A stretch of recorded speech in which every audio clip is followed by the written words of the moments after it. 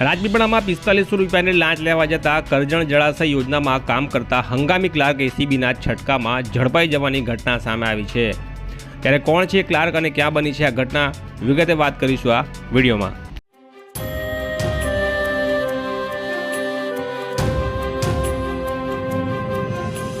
નર્મદા લાઈવમાં તમારું સ્વાગત છે। મળતી માહિતી મુજબ નર્મદા જિલ્લાની કરજણ જળાશય યોજનામાં પેટા વિભાગ 1માં રોજમદાર તરીકે ફરજ બજાવતા મહેશભાઈ ખોડાભાઈ વસાવાને રાજપીપળા એસીબી દ્વારા 4500 રૂપિયાની લાંચ સ્વીકારતા રંગે હાથ ઝડપી પાડવામાં આવ્યા છે।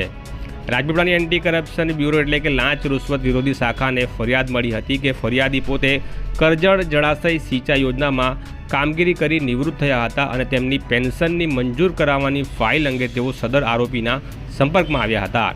આરોપીએ જણાવેલ કે તમારી સર્વિસ બુક ગાંધીનગર મોકલી આપેલ છે, તે મંજૂર કરાવવા માટે 4500 રૂપિયાની લાંચની માંગણી કરેલ। જે લાંચની રકમ ફરિયાદી આપવા માંગતા ન હોય, ફરિયાદીએ રાજપીપળા એસીબી કચેરીનો સંપર્ક કરી પોતાની ફરિયાદ લખાવી હતી। ત્યારે ફરિયાદીની ફરિયાદના આધારે રાજપીપળા એસીબી કચેરીના અધિકારીઓ, પોલીસ ઇન્સ્પેક્ટર ડીડી વસાવા તેમજ સ્ટાફ દ્વારા લાંચના છટકાનું આયોજન ગોઠવવામાં આવ્યું હતું, જેમાં આરોપી રાજપીપળા સૂર્યા પ્લાઝા કોમ્પ્લેક્સ નજીક આવેલા એક મેડિકલ સ્ટોરમાં 4500 રૂપિયાની લાંચ સ્વીકારતા રંગે હાથ ઝડપાઈ જવા પામ્યો છે।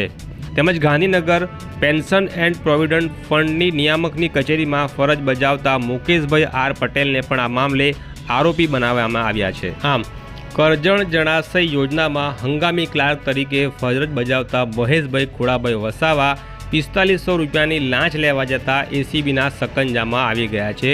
જો તમારી પાસે પણ સરકારી વિભાગમાં ફરજ બજાવતા કોઈ કર્મચારી, અધિકારી લાંચની માંગણી કરતા હોય તો એસીબીનો સંપર્ક જરૂરથી કરજો।